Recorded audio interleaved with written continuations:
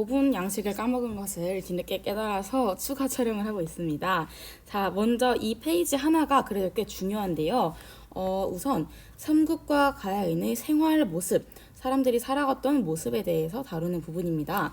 자, 그래서 어떤 이야기가 있느냐? 일단 여기서 핵심은 신분이에요. 신분.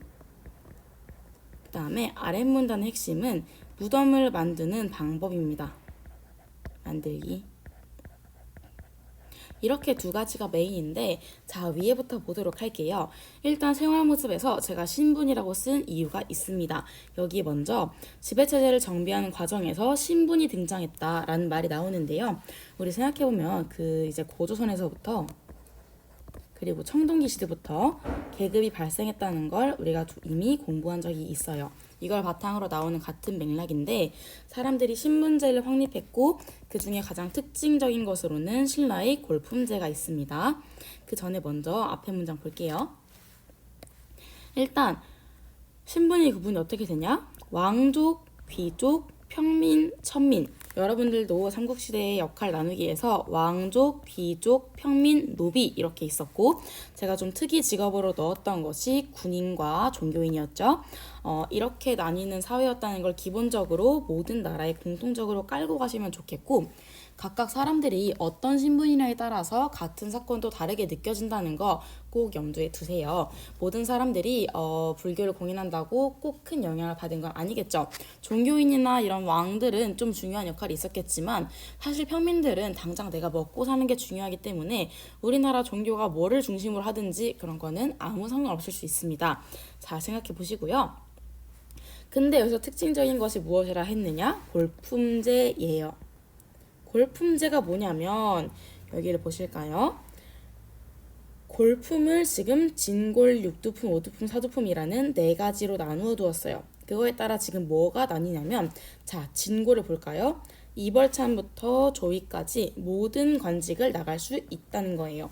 그런데 육두품이 되면은 대하찬까지는 진급이 불가능하고, 아무리 잘해봤자 아찬까지만 가능하다라는 거. 그러니까 자신의 골품이 무엇이냐에 따라서 어디까지 진출할 수가 있는지를 다르게 했다는 거죠. 그 다음 오두품도 앞에 이만큼이 또 빠지고 사두품은 더 빠집니다. 이렇게 해서 골품에 따라서 자신의 골품이 무엇이냐, 신분이 무엇이냐에 따라서 얘네는 다 귀족이긴 해요. 귀족 중에서도 자신이 어떤 등급의 귀족이냐에 따라서 나갈 수 있는 관직이 나뉘었다. 그리고 여기 보시면 복색이라고 있어요. 이게 뭐냐? 관복의 색이에요. 얘들아, 우리 고이왕 때 육접형하고 관복색 정했다 이런 얘기 기억나시죠? 법흥왕도 관리 등급 17개로 나누고 관복의 색 정했다 이런 거 기억나시죠? 그때의 관복이 지금 여기 이렇게 나와 있는 겁니다. 17관등 보이시죠? 신라. 이게 바로 그 사진이에요. 그래서 신분에 따라 뭐가 달랐느냐? 입는 옷 색깔, 집 크기. 예를 들어서 우리나라로 치면은 국무총리는 100평에 살 수 있지만 그 아래 장관들은 50평만 살 수 있다. 이런 식으로 나누는 거겠죠. 그 다음에 말의 수. 자동차 몇 개까지만 가질 수 있다. 자동차 4개 이상 못 가진다. 우리는 그것도 말도 안 되지만 이런 식으로 재산까지 규정을 한 것이 이때의 골품제입니다. 그래서 어떤 차이가 있느냐? 귀족? 당연히 비단옷 입고 보석시장하고 있겠죠. 밥도 맛있는 거 먹었겠죠. 좋은 집에 살았겠죠. 그렇지만 평민들은 이제 옷도 좋은 옷을 못 입고 그냥 가죽이나 배, 거칠죠. 이런 거 입었고, 쌀이 아닌 조, 기장, 보리콩. 이거 어디서 봤어요, 여러분? 벼농사 시작하기 전에 먹었던 곡식들이죠. 그걸 아직 먹는 겁니다. 그 다음에 움집이나 비틀집. 움집 어디서 봤어? 신석기 시대잖아요. 그쵸? 이런 집에 아직까지 살았다라는 점. 생활이 서로 달랐다라는 게 포인트. 다음 무덤은 조금 중요해요. 자, 봅시다. 자, 그래서 고구려에서는 먼저 무엇을 만들었느냐? 돌을 쌓아서 만든 돌부지 무덤. 그 다음에 점차 바뀌는 거예요. 우리도 언제나 같은 문화를 공유하지 않는 것처럼 시간이 지남에 따라서 어떤 문화를 하는지가 바뀝니다. 그래서 돌무지 무덤에서 굴식 돌방 무덤으로 바뀝니다. 자, 지금 이거는 하나하나 정리를 해줄게요. 고구려는 뭐에서? 돌무지 무덤에서 굴식 돌방 무덤으로 바뀐 거죠. 아이고. 굴식 돌방 무덤.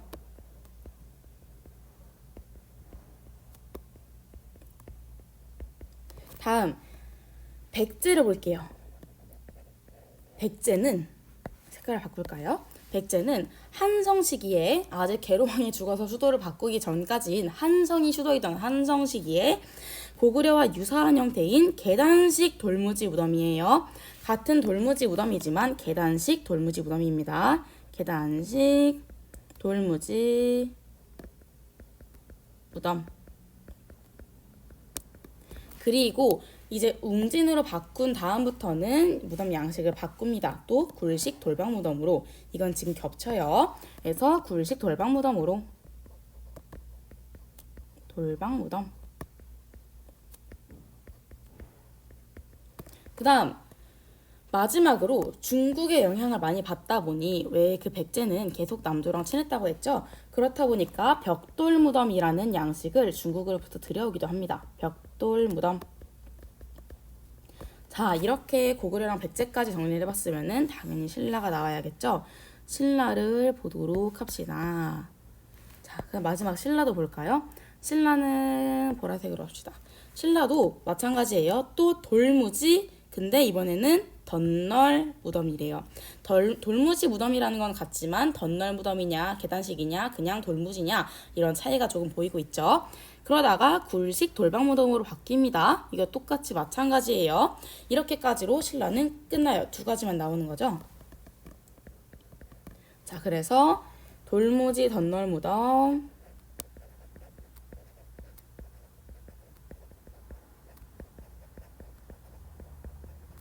에서 굴식 돌방 무덤으로.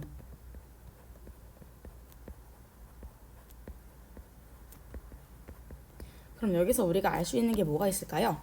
먼저 모든 나라가 처음에는 돌무지 무덤이라는 공통점은 공유합니다. 그렇지만 각각의 나라에 따라서 약간의 차이는 있다.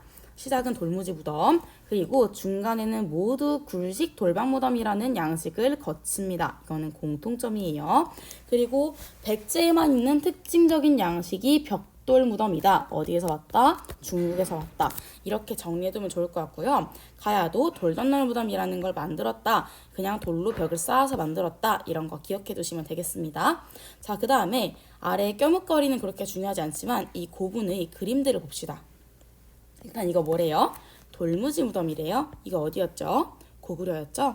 고구려에서 지금 어떤 느낌이냐면은 돌을 막 쌓아서 만든 겁니다. 그래서 돌로 테두리를 쌓고 안에 막돌을 채우고 둘레돌도 채우고 널방을 만들었다. 그렇게 중요하지는 않은 무덤이에요. 왜냐면은 이게 돌로만 막 쌓아놨기 때문에 사실 특별하다 게 없어요. 그냥 쌓아놓고 안에 여기 휘진 않지 하고 그냥 만든 무덤이다. 이런 느낌이라면 굴식 돌방 무덤부터는 약간 바뀝니다. 왜냐면 여기에 방이 들어가요. 무덤 안에 방이 있다면 어떤 게 좋을까요? 방이 있으면 여러분 벽이 있고 천장이 있죠. 그렇다 보니까 여기다 뭘 하느냐? 벽화를 그릴 수가 있어요. 벽화를 그리면 여러분들 예를 들어 아직까지 우리가 쓰지 못하는 기술들은 우리가 그림으로 그릴 수가 없겠죠. 상상화가 아닌 이상 기록글은 그릴 수가 없겠죠. 그러니까 여기에 지금 그려진 모든 그림들은 당시 삼국시대 사람들의 문화를 오히려 보여주는 그런 증거가 됩니다. 그래서 굴식 돌방 무덤이 되게 우리 입장에서는 현대의 우리 입장에서는 옛날 사람들의 삶을 연구하기에는 정말 좋은 예시예요. 그리고 마지막 돌무지 덧널 무덤이래요. 같은 돌무지 무덤 중에서 이건 고구려 거, 이건 신라 거죠? 신라 거를 보도록 합시다. 자, 나무 덧널 위에다가 돌을 쌓고 흙으로 덮어요. 근데 여러분 이러면은 여기서 또 포인트가 뭐냐? 우리가 도둑이 되어봅시다. 물론 그러면 안 되지만 도둑 이거 들어가려고 해. 어디로 들어가면 돼? 너무 뻔해요. 여기로 들어가면은 그냥 쭉 걸어 들어갈 수가 있어요. 그러면 여기 있는 거 다 버려가지고 나오면 됩니다. 얼마나 쉬워, 그치? 근데 여기 봐봐. 이만큼 파네. 이거 무너져 내리겠지. 이만큼 또 파네. 여기 또 무너져 내리겠지. 그랬더니 돌이 나와. 난이도가 너무 높아요. 그러다가 걸립니다. 그래서 이 무덤은 도구를 하기가 어려워요. 그럼 장점이 뭐냐? 여기 있는 게 그대로 보존되어 있습니다.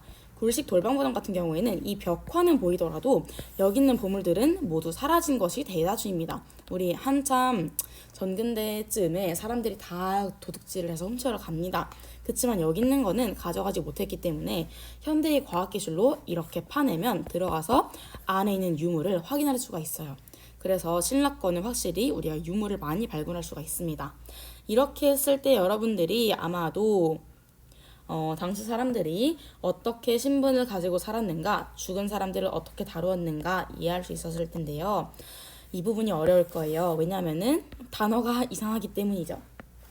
핵심은 어떻게 되냐면 돌무지라는 거, 돌을 무지무지 쌓아놓은 돌무지가 반복된다는 거, 그리고 굴식으로 돌방을 만들어서 둔 무덤, 굴식으로 돌방을 만든 무덤은 모든 나라가 공유한다는 거, 이렇게 두 가지를 꼭 기억해 두는 게 중요할 것 같고요. 그게 갖는 의미가 무엇이냐? 삼국이 결국에는 문화적으로 유사하다는 걸 보여주는 거죠. 아무래도 같은 땅 안에 있는 나라들이기 때문에 문화들이 서로 비슷할 수밖에 없다는 거, 이렇게 내려온다는 거 염두에 두시면 좋을 것 같습니다. 여기까지 하면 여러분들이 정말 삼국시대를 마무리할 수 있습니다. 자, 그럼 정말 진심으로 수고 많았고 다음 영상부터는 수업 복습용으로만 두도록 할 테니까 숙제는 여기까지 일단 하도록 하겠습니다.